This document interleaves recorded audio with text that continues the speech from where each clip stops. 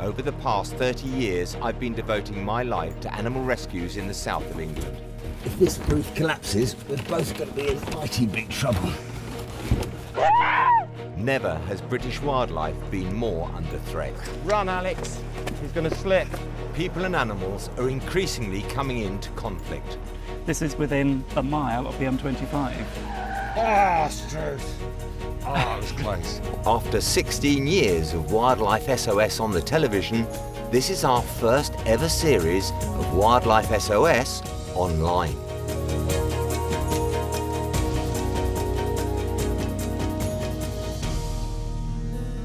In this episode of Wildlife SOS, I'm searching my car for a disappearing pigeon. How could a pigeon vanish? And Lucy thinks that the Canada Goose's leg might be okay after all. But just to be sure, we're just going to take a quick x-ray. In the last episode, Lucy and her team were stitching up a wound on the back of a slow worm. Reptiles are notoriously difficult to treat under anaesthetic, and mid-surgery, the slow worm's heart stops beating on the monitor.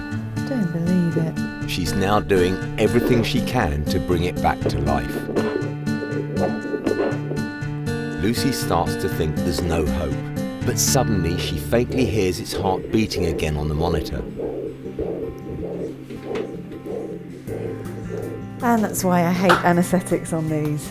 Her heart stopped for a second there, and I think ours did as well. This is actually a really tricky surgery because not only have we got this huge wound to try and make up the skin and close as best we can, but the skin that is left is really, really damaged. There's a big chance that the whole wound is going to break down. While Lucy and Emily race through their tricky surgery, I've been given the very easy task of rescuing an orphan pigeon squab from a nearby shopping centre.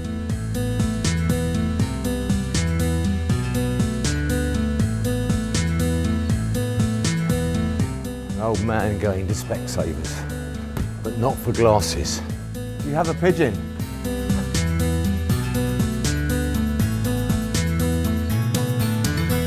Well, we've seen the pigeon on the nest, the baby. Mum certainly has been got by something, probably a sparrowhawk or kestrel, something like that, not there. So baby pigeon will be a bit fed up all by itself all day. They've got a lot of pigeon netting up here to stop the pigeons getting in, but it's just outside that, so we can go up and just get it down and take it back to the centre and feed it till it's ready to fly away. It's as simple as that. So an easy rescue, I call this one. Right, let's go and get your pitch. Where's your mum gone, hey? Where's your mum? Now you're going to flutter out and disappear, aren't you? Oh, come on then. It's so nearly weaned, this one, but it's not quite. People say they don't know what a baby pigeon looks like. If you can imagine the ugliest bird in the world when they're tiny, they're really ugly, they're cute, they're so ugly. But this one's still got the yellow downy head and body, so it's a little way off from being released, and it's quite thin because Mum hasn't been feeding it. It's quite a bit of keel showing there. You coming back with us, hey? You're coming back? Yeah. Gonna find a new mummy? Yeah. You can sit in the passenger seat if you're very good. You sit down there? Yeah, that's it. I'm in. Ah. As I closed the door, the pigeon jumped off the seat and vanished out of sight. I've now got to find the pigeon. That's easier said than done.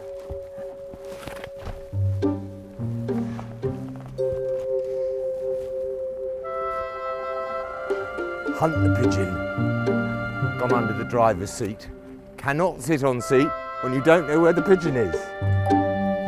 Where have you gone? How can a pigeon vanish? That's absurd. Sometimes it all goes so wrong. As I diligently search for the elusive pigeon, Lucy's finishing up the slow worm surgery. You can see the wound looked a lot better. The stitches that are put in there that Emily's put in are dissolvable, so they will actually come out over time. So if she does get a bit stressed in captivity, we don't have to wait any length of time to remove them. Although she's not perfect on the area where the wound is, when she sheds her skin, which she will do naturally as she's growing, that will be absolutely normal underneath. The most risky time for her now is waking up from the anaesthetic, but hopefully she should be okay. Her breathing's increasing now, so you can see that she is starting to wake up. and I think she's going to move any second. And you can also see by looking at her little face here, these guys actually shut their eyes where snakes don't. That snakes can't blink like this, but she's got her little eyes shut while she's asleep, so that's what we'll be watching for when she opens her eyes again.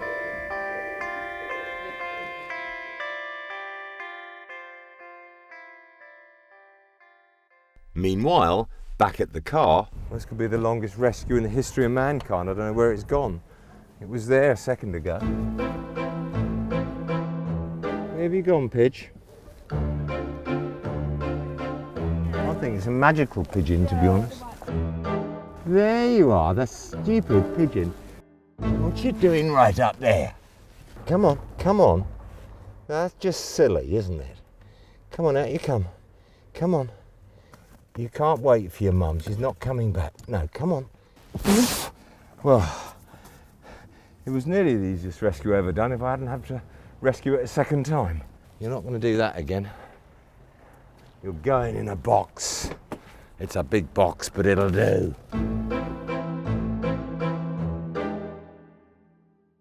Right, come on, Pidge. Home time. Right, we're off. Oh. Pigeon left me a little present. That's nice of it, isn't it? Pigeon poo on the gear lever. Thank you.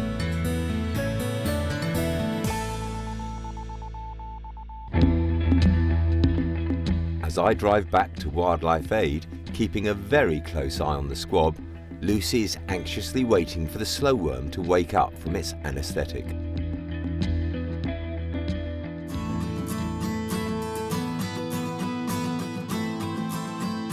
Once fully awake, it's looking great and ready to be put in a temporary home to fully recover, leaving Lucy free to check over my mischievous pigeon squab.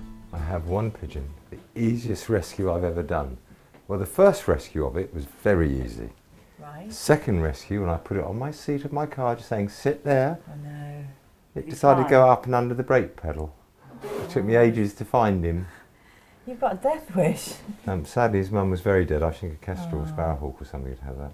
I know the people, when they phoned up, they said they'd been watching her feed him. It's very sad. Don't you go jumping off somewhere? So, a bit thin, but not too badly the worse for wear. Yeah, that looks fine. That's good. Oh, I will leave you with said pigeon. Should we get you some dinner? Got this new little chap, Cindy. I don't know how long ago his mother died, so I just wondered if you guys would mind giving him some fluids, and then we can put him on the ordinary force feed board. Thanks, Jazz. We'll catch up with this little pigeon again when he's fully grown and ready to be set free. In a previous episode of Wildlife SOS, Lucy caught a Canada goose with a suspected broken leg. Now that it's had a couple of days' rest, Lucy wants to check its leg again. Now he's asleep, he's relaxed. I can't feel the thing I was worried about. His hips, one of them felt different when we were on the side of the water's edge. But now he's relaxed under the anaesthetic, I can't feel it. But just to be sure, we're just going to take a quick x-ray. Just make sure that everything's okay, because he's asleep anyway.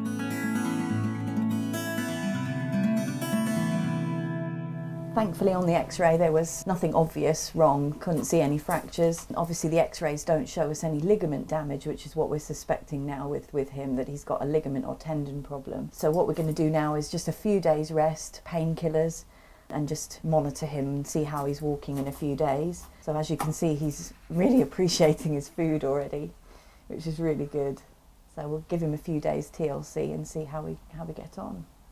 And hopefully you can go back home.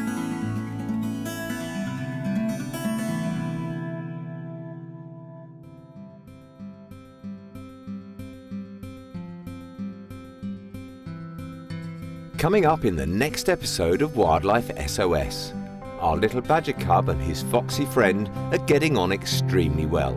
Little fox cub is often found sitting on little badger's head and trying to share his bed. And we have to make a very difficult decision about a young cygnet. His whole family's going to go and he can't go with them. I'm sorry, I'm really wet, I'm sorry.